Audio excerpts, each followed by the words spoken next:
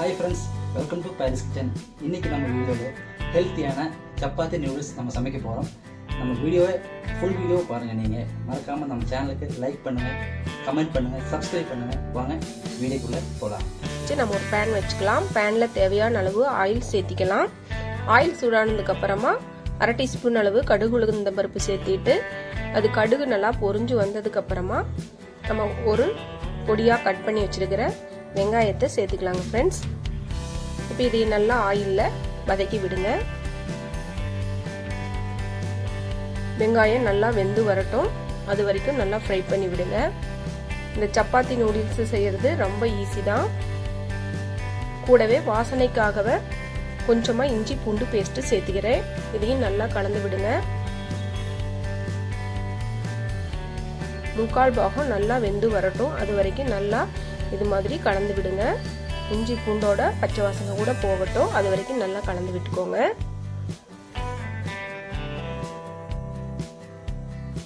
இப்போ வெங்காயம் நல்லா வெந்து வந்துடுச்சு.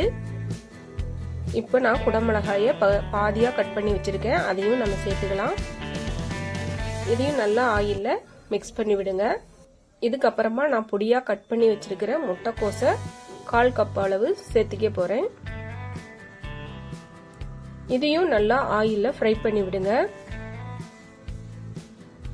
ஃப்ரெண்ட்ஸ், குழந்தைங்க ஸ்கூலுக்கு கிளம்பும் போது நம்ம சூப்பரான டிஷ்ஷு உடனடியா செய்து தரணும், கொஞ்சம் ஹெல்த்தியா இருக்கணும்னா இந்த மாதிரி காய்கறி சேர்த்து நூடுல்ஸ் செஞ்சு கொடுங்க.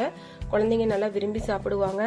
நமக்கும் என்னடா டிஃபனுக்கு கொடுத்து விடணும் அப்படிங்கிற கன்ஃபியூஷன்ல நம்ம இருக்கும்போது இந்த மாதிரி காய்கறி சேர்த்து கொடுத்து விடுங்க. நமக்கும் வேலை மிச்சமாகும், குழம்பு எதுவும் செய்ய தேவையில்லை.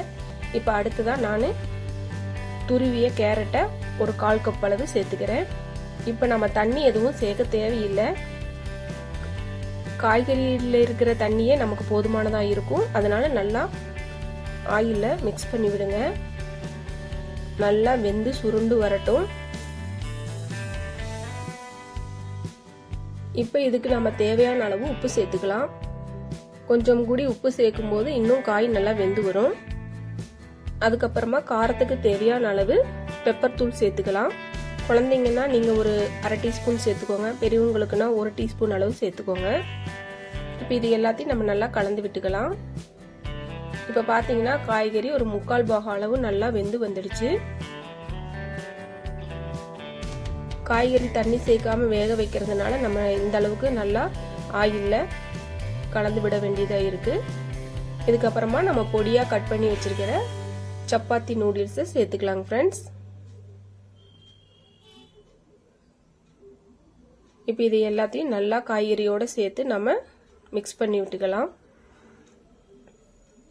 நல்லா கலந்து விடுங்க. ஒன்னோட ஒன்று காய்கறியோட எல்லாம் மிக்ஸ் ஆகி வர அளவுக்கு நல்லா கலந்து விடுங்க. அடுப்பை இப்போ வந்துட்டு நம்ம சிம்ல வச்சுக்கலாம். தண்ணி இல்லாத அளவுக்கு நல்லா ட்ரையா ஃப்ரை பண்ணி விடுங்க. மறக்காம வீட்டில் நீங்க இதைய ட்ரை பண்ணி பாருங்க ஃப்ரெண்ட்ஸ், ரொம்ப டேஸ்டியாகவும் இருக்கும். இதை திரும்ப திரும்ப வீட்டில் செய்வீங்க. குழந்தைங்க சாஸ் விரும்புவாங்க அப்படின்னா இந்த நேரத்தில் நம்ம கொஞ்சமா சாஸும் கூட சேர்த்து நல்லா மிக்ஸ் பண்ணி விட்டுக்கலாம். இப்போ அதனால நான் 1 டீஸ்பூன் அளவு சாஸ் சேர்த்துக்கிறேன். இது ஆப்ஷன் தான், நீங்க தேவைப்பட்டா சேர்த்துக்கலாம், வேண்டாம்னா அவாய்ட் பண்ணிடுங்க.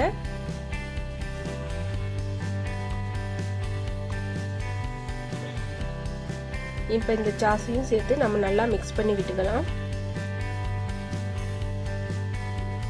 காரம் தேவைப்படுறவங்க கொஞ்சமா மிளகாத்தூள் கூட சேர்த்துக்கோங்க.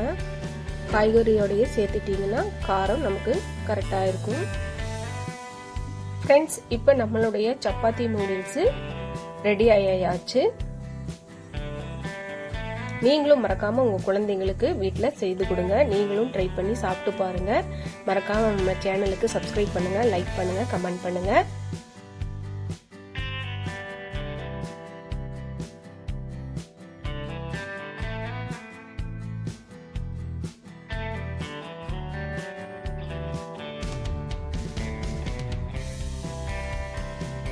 இப்போ நம்மளுடைய சப்பாத்தி நூடுல்ஸை சர்வ் பண்ணிக்கலாம்.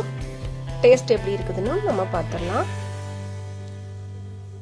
இதுக்கு மேலே கொஞ்சமாக நம்ம மல்லி இலைகளை தூவி சாப்பிட்டு பாருங்கள், ரொம்ப டேஸ்ட்டாக இருக்கும் ஃப்ரெண்ட்ஸ்.